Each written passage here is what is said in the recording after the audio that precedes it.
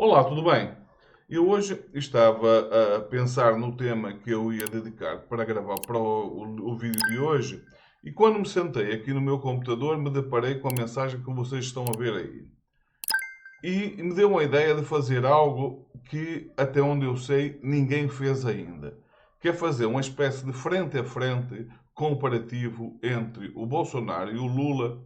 Mas uma vez que ele traz aqui outras pessoas ligadas ao Lula, eu vou começar por falar dessas pessoas, até porque este é o tipo de mensagem recorrente e caracteriza bastante bem a forma de comunicação, a forma que a extrema-direita tem de fazer passar as suas ideias. Eles partem do princípio, e está certo, na verdade é assim que acontece, que as pessoas basicamente não precisam de nenhuma justificação. Basta que você lhes entregue uma mensagem que se encaixe nas suas crenças, que isso é suficiente para elas começarem a reproduzir e tentarem convencer outras pessoas daquilo que elas acreditam. Portanto, eu não preciso sequer de comprovar nada daquilo que eu digo. Eu posso dizer, inclusivamente, disparates do género que o Lula é um clone. Agora já ouvi também que o STF, todos os juízes do STF são clones e coisas desse género. Não é exatamente o caso desta postagem, mas é bastante ilustrativa da forma de comunicação dessa extrema-direita. Então, vamos ao texto, que é para eu poder, a partir dele, rebater cada um dos aspectos que aqui estão e depois então partimos para esse confronto comparativo entre o Lula e o Bolsonaro. O texto diz o seguinte, conforme vocês estão a ver aí. Os criminosos já são blindados. Isto porquê? Porque se tratava de um comentário ao vídeo que eu gravei em que eu falava da vergonha que foi a questão da blindagem do crime organizado. E repara, os criminosos já são blindados. Ou seja, para ele não é problema nenhum essa blindagem aos deputados, mesmo que isso venha e necessariamente vai acontecer, se caso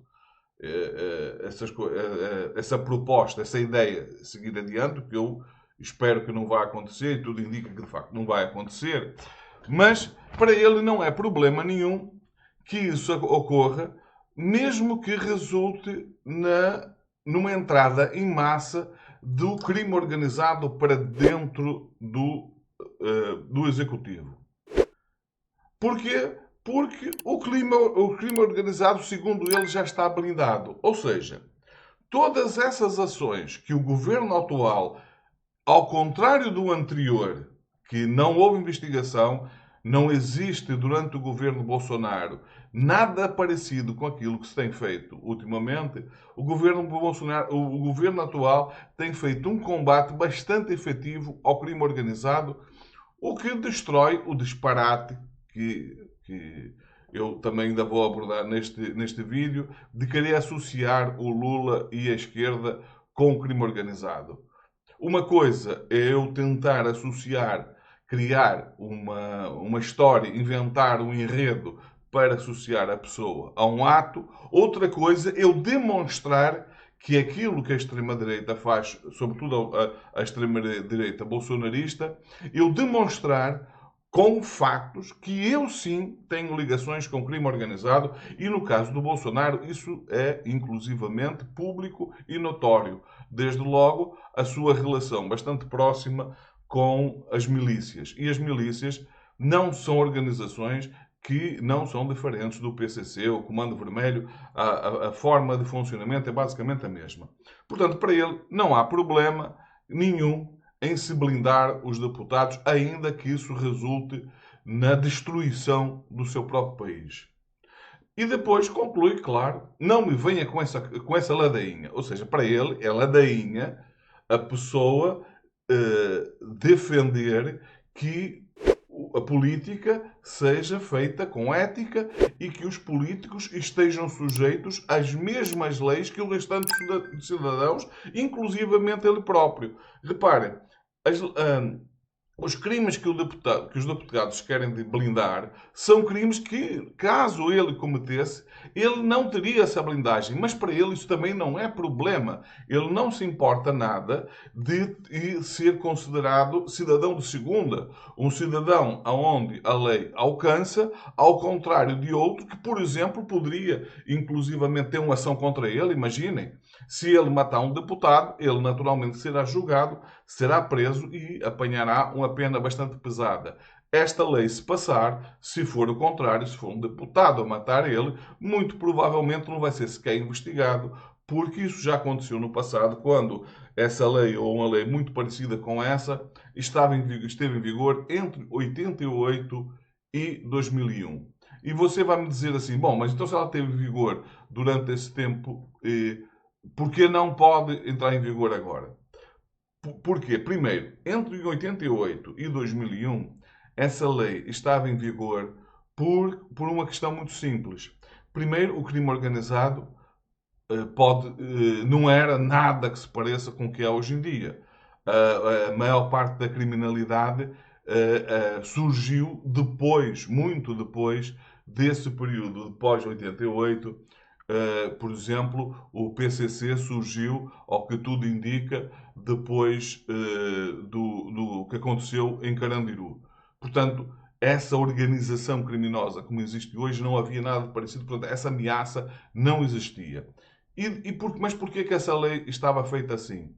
Porque o Supremo era composto quase que exclusivamente ou exclusivamente por juízes que tinham sido lá postos pelos militares. Então, os políticos, vindo da ditadura militar, tinham um legítimo receio que esses juízes viessem a usar o seu poder para intervir na política e, na prática, com risco, inclusivamente, de restaurarem a ditadura no Brasil. Então, foi uma questão, esta era a prevenção. Só que a prática mostrou a perversidade dessa lei. Aconteceu, por exemplo, o caso de um deputado que, inclusivamente, foi aquele que levou, bom, isto é demais, nós temos que mudar isto, cometeu vários crimes, e crimes com um nível de terror absurdo, o uso de motosserra, por exemplo, e matou várias pessoas, e os seus pares se negaram a que ele fosse investigado, julgado e condenado. O único caso que se conhece de uma pessoa que foi condenado foi precisamente um deputado. Imagina, estamos a falar nesta época em que o crime organizado não tinha nem de longe a força que tinha hoje, uma pessoa que se descobriu que tinha ligações com o crime organizado e estava ligado ao tráfico de drogas. E esse foi o único condenado entre quase 300 casos que foi apresentado sem sucesso o pedido para julgamento. No caso, os números apontam por 253 casos de pessoas que não foram de deputados, a que não foi permitido a sua investigação sequer protegido por essa lei. Essa lei então muda, e muito bem, até porque essa lei era já nessa altura inconstitucional. Embora a Constituição tenha passado, ela passou com essa inconstitucionalidade, porque muito provavelmente era importante esse tipo de proteção. Então, de alguma forma, se conseguiu passar por cima disso, até porque estamos a falar que em 88 se tratava de uma Assembleia Constituinte. O que é uma Assembleia Constituinte? É uma Assembleia que é criada com a exclusiva missão de criar uma Constituição. Então, quando essa Assembleia é criada, a Constituição é promulgada como um todo pelos próprios deputados. Então, essa passa a ser a nova Constituição e ponto final. A partir daí é que todas as leis que foram julgadas vão passar a ser julgadas com base nessa Constituição que foi aprovada. E qual é a inconstitucionalidade? A inconstitucionalidade, quanto a mim, tem pelo menos duas inconstitucionalidades evidentes. Desde logo, aquela que diz que todo cidadão é igual perante a lei. Ora, a partir do momento que uma lei separa os cidadãos em cidadãos de primeira e cidadãos de segunda, em que os cidadãos de primeira estão acima da lei e podem cometer qualquer tipo de crime que não serão sequer investigados por isso, enquanto que os outros, caso cometam algum crime, estarão sujeitos às penas que estão previstas na lei. Evidentemente, isto é um choque evidente com uma cláusula pétrea da Constituição da República, não só do Brasil, mas de todos os países democratas do mundo. A outra é que viola um dos princípios básicos também da democracia, que é da separação de poderes, porque impede o Supremo de julgar pessoas que são tratadas como privilegiados nesse sentido, em que o poder executivo se sente no poder de dizer que um outro poder, que é o poder judicial, e é aquele que tem a última palavra em relação a considerar que uma lei ou que uma medida qualquer que venha do executivo, se ela viola ou não viola algum dos princípios constitucionais e legais, e é disto que se trata. Quando o Tribunal Constitucional não deixa passar uma lei, é porque ela viola algum princípio que não pode ser violado. É só resolver essa questão e isso, como eu já disse em vídeos anteriores, isso não é polémico em nenhuma parte do mundo, só no Brasil é que isso parece constituir um problema que o Poder Judiciário atue conforme a Constituição diz que é o seu papel. E os deputados, ao aprovar esse absurdo da PEC da blindagem, está basicamente a dizer que eles estão acima da lei e estão, inclusivamente, a chamar a si o poder judicial, uma vez que é a eles que cabe definir se aquele crime pode ou não pode ser julgado. Para mim, esta PEC está ferida de inconstitucionalidade, por isso eu acredito que o Tribunal Constitucional, ao verificar essa lei, vai chegar a essa conclusão e a lei não irá passar. Mas independentemente disso, não é tão importante, quer dizer, claro que é extremamente importante que essa lei não passe, evidentemente, pelos motivos que eu falei. Mas é importante que isso esteja-se a discutir agora. Porquê? Porque ela está a dar cara a quem realmente defende a criminalidade. Quando um deputado consciente dos riscos que essa medida tem, e ela é evidente, ainda assim considera boa ideia votar, e aqui eu incluo os deputados do PT, que quanto a mim, eu vou pôr na minha lista para que vocês não votem nesses deputados, pouco me importa que eles sejam do PT, que eles sejam de qualquer partido progressista, não é para votar neles e ponto final. Porquê? Porque eles feriram cometeram um dos maiores absurdos, um dos maiores... Aceitaram aprovar uma lei, quanto a mim, criminosa, cujas consequências, como eu venho dizendo, é extremamente gravosa caso ela fosse implementada. Então, não importa se esse deputado é progressista ou não é progressista. Ele não é digno de representar o progressismo e todos os outros, fica evidente, pelos mesmos motivos, porque estão a viabilizar a entrada do crime organizado dentro do Congresso e em força. Então, ele acha que tudo isto não passa, então, de uma ladainha. Depois, temos um outro exemplo de forma de comunicação dessa extrema-direita em que eles fazem duas coisas e ambas são extremamente graves por serem mentirosas de duas formas. Umas são mentiras todas, são coisas completamente inventadas e que eu vou tratar mais adiante neste vídeo, e outras são casos como este. Eles pegam numa história, isolam tudo o resto que contradiz aquilo, a narrativa deles, para depois encaixar na ideia. Porque o importante é perceber que a maior parte das pessoas não querem saber, não dão grande importância à justificação daquilo que é dito. O que é importante é aquilo que é dito. O que é que ele diz? Exemplo de, no caso, pessoas ligadas ao Lula e ao PT, que cometeram, segundo ele, crimes também. Lindbergh da Odebrecht está preso. A quem ele se refere? Ao Lindbergh Farias, em que ele chama Lindbergh da Odebrecht. Porquê? Porque o Lindbergh foi citado. Eu fui rever o caso, eu já não me lembrava muito bem desse caso, mas eu fui rever o caso e vocês podem consultar. Eu vou deixar o link aí do artigo que trata do assunto, em que basicamente o que aconteceu é o seguinte: toda a gente deveria pelo menos saber que delação não é prova de nada.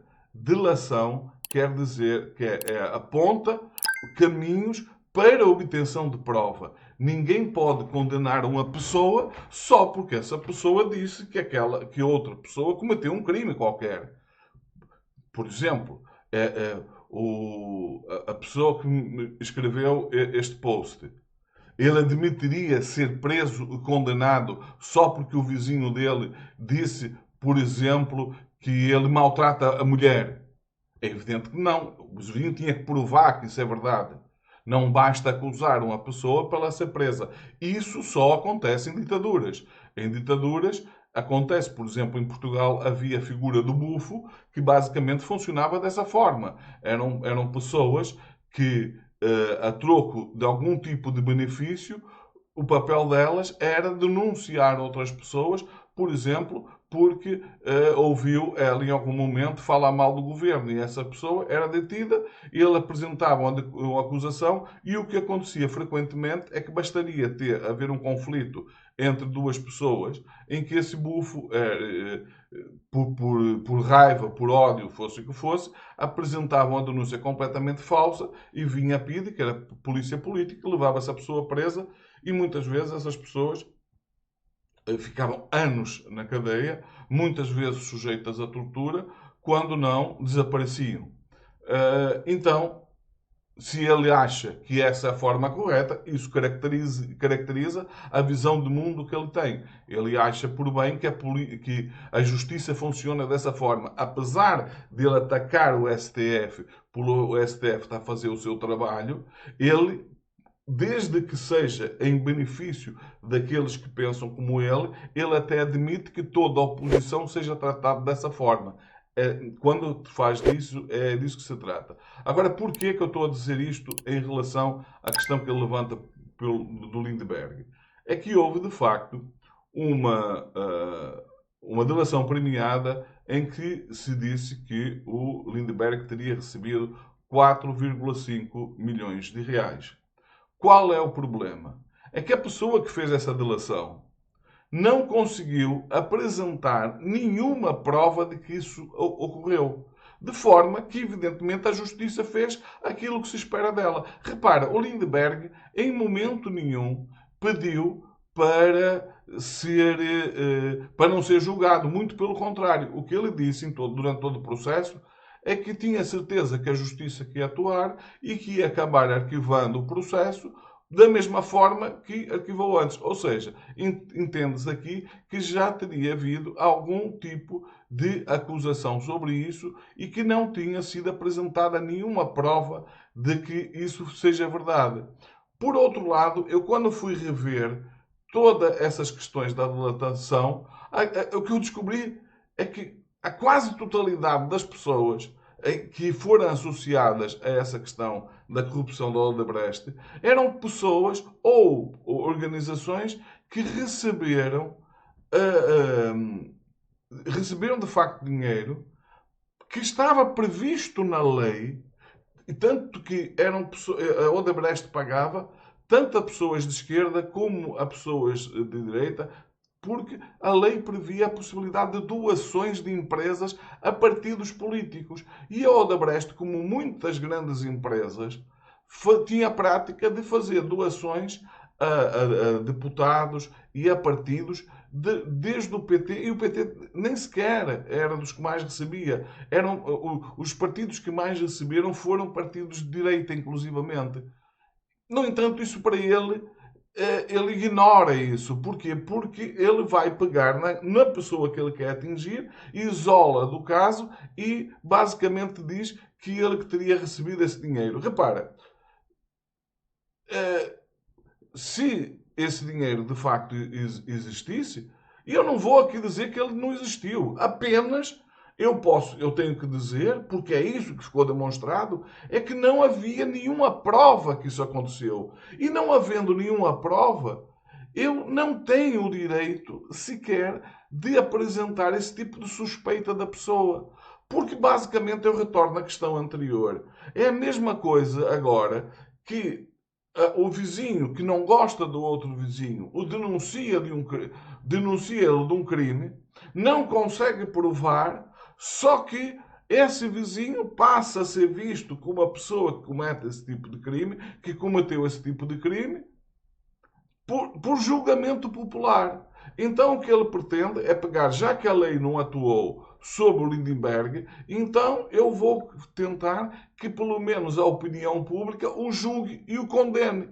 Aquilo que eu jamais iria querer que fizessem comigo. Porque é evidente que essa pessoa não ia aceitar que, em vez de dizer ali Lindbergh, dissesse o nome dele escrito por outra pessoa.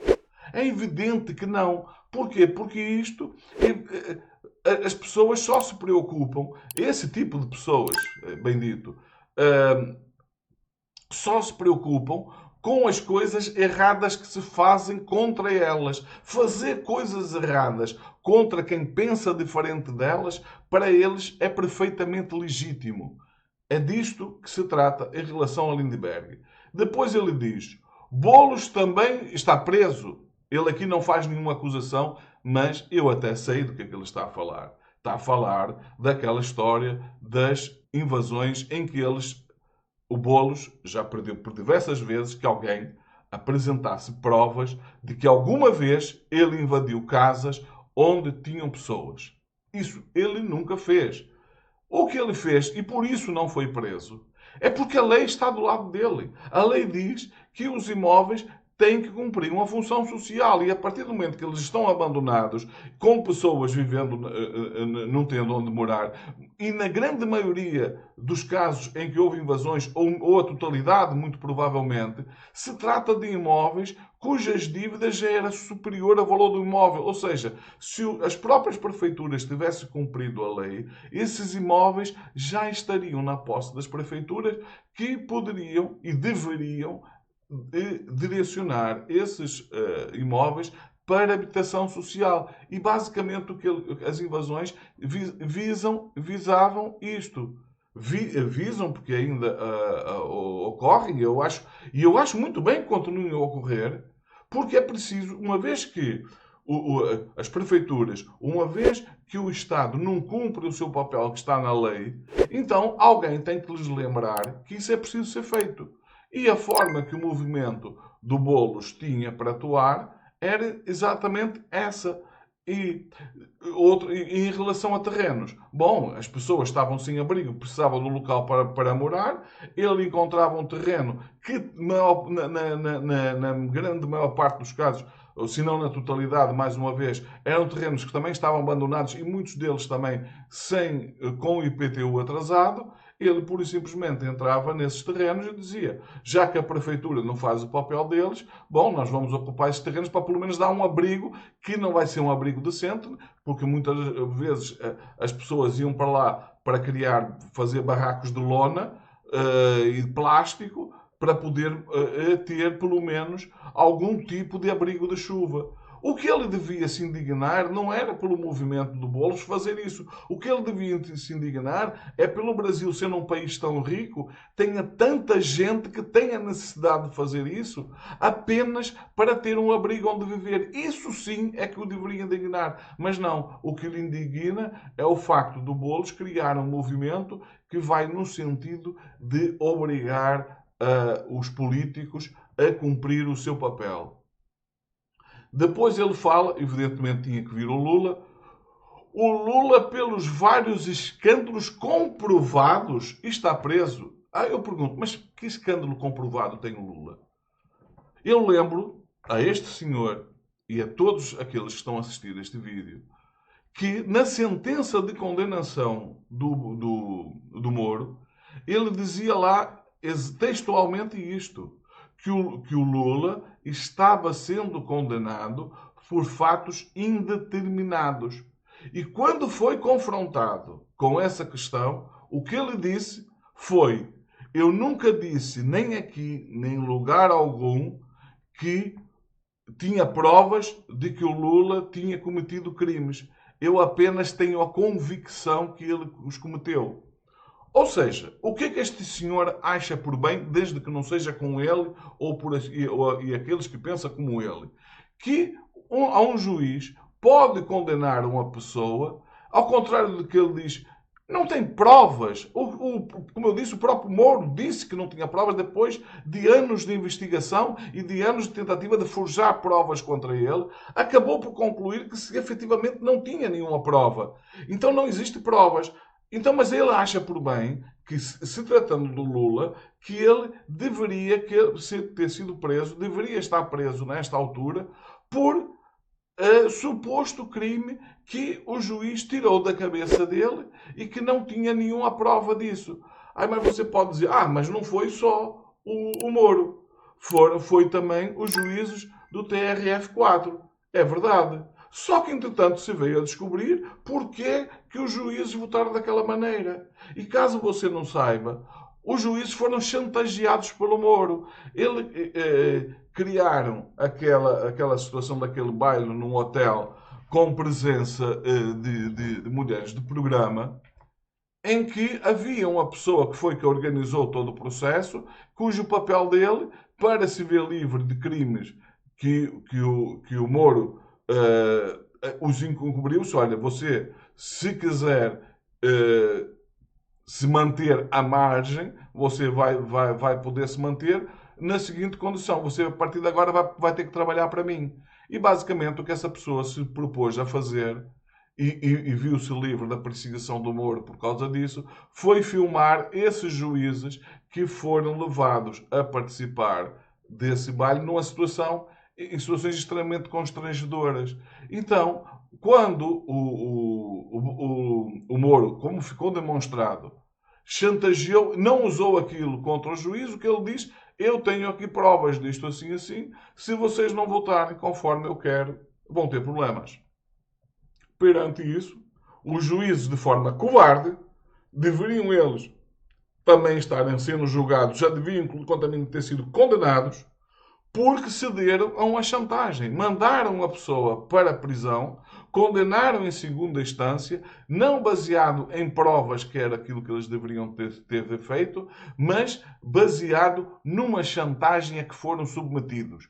Isto, juiz que acede a esse tipo de chantagem, não é digno de exercer a função de juiz, inclusivamente ele pratica um crime. Desde logo porque a obrigação deles era sofrer as consequências daquilo que fizeram e denunciar o crime, porque o Moro aqui também cometeu um crime e já deveria ter sido julgado e condenado, isso sim, por esse crime que ele cometeu. Além de outros crimes, como as várias tentativas de forjar provas contra o Lula e outras pessoas, inclusivamente há relatos de pessoas de dizer que foram confrontados com delação premiada, que já vinha escrito todo o relatório, que era só assinar, e todos aqueles que se recusavam a assinar chegavam a ser ameaçados, não só eles, mas a própria família. O Moro chegava a ameaçar que ia envolver, no caso, a mulher, os filhos,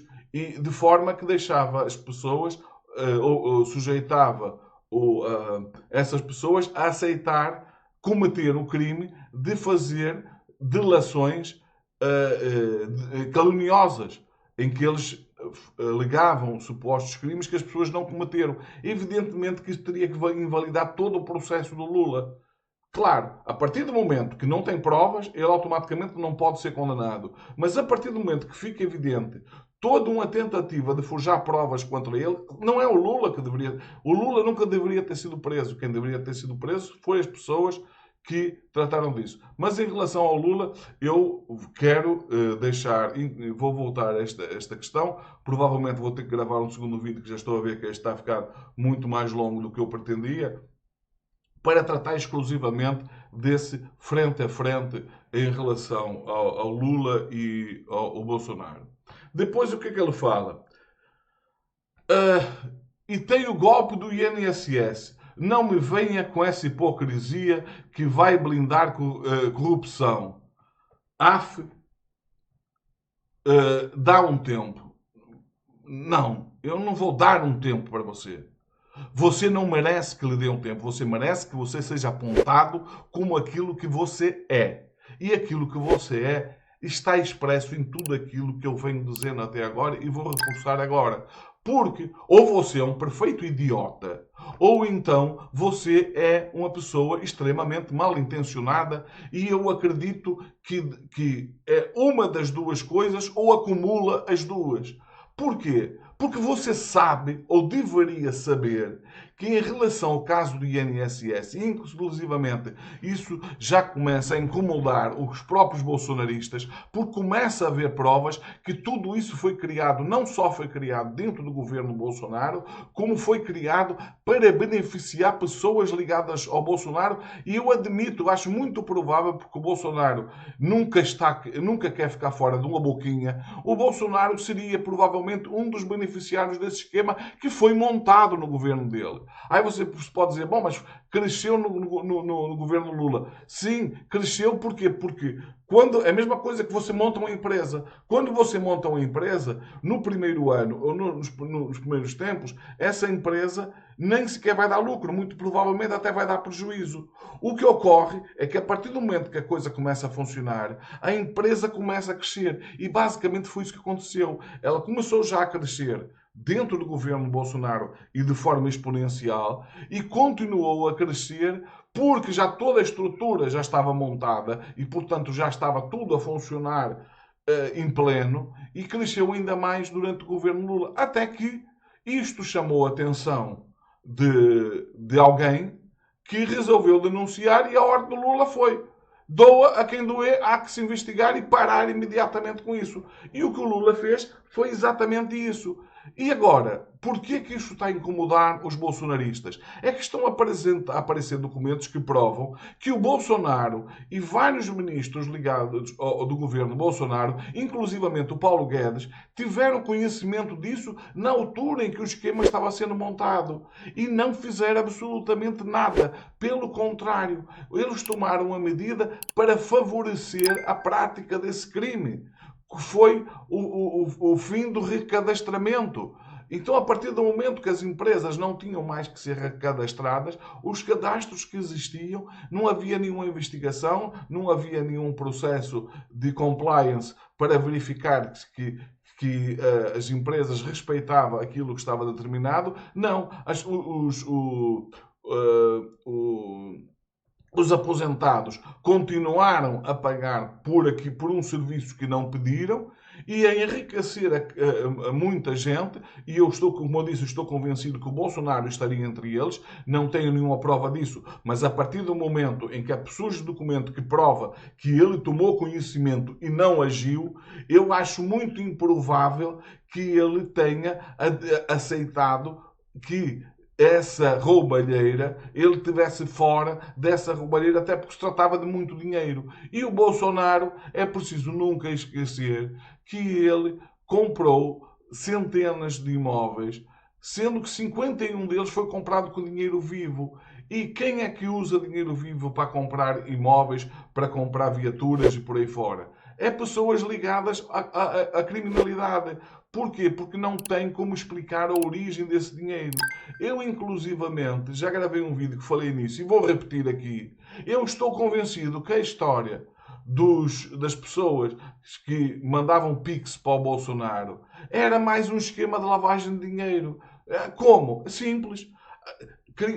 Pegar um grupo de pessoas e dizer assim: você vai transferir X para a minha conta e em contrapartida disso você vai receber Y, que vai ser o X que você depositou e mais um tanto por aceitar fazer essa transferência para mim.